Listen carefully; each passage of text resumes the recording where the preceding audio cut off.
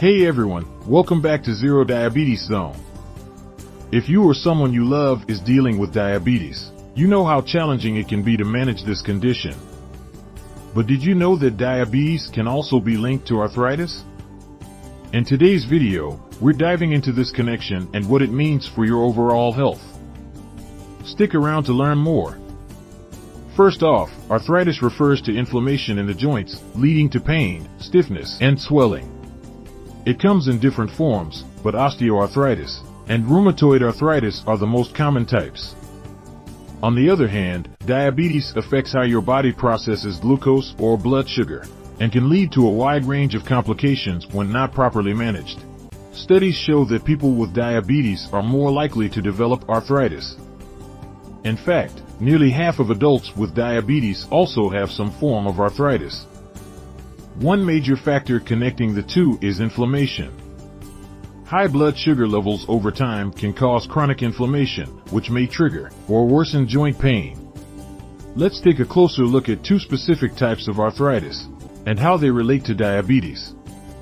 Number 1, osteoarthritis. Osteoarthritis is the wear and tear arthritis. It's more common in people with type 2 diabetes due to obesity, which puts extra pressure on joints, especially in the knees and hips. Number 2, rheumatoid arthritis. RA is an autoimmune disease where the body attacks its own joints. Research shows that people with type 1 diabetes, also an autoimmune condition, have a higher risk of developing RA. Arthritis can make movement and exercise more challenging, which is especially concerning for people with diabetes. Regular physical activity is crucial for blood sugar control and overall health.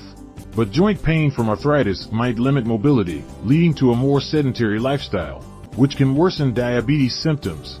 So, how do you manage both arthritis and diabetes?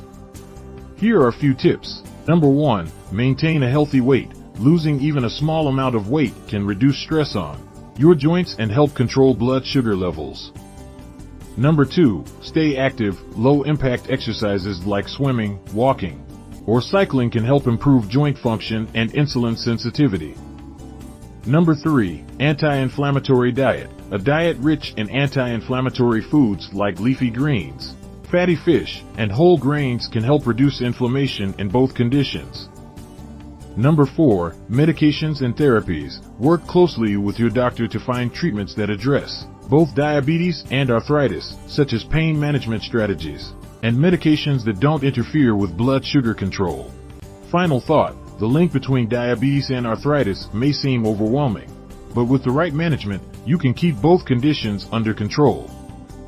Don't forget to talk to your healthcare provider about your joint health, and stay proactive in managing your diabetes. Thanks for watching.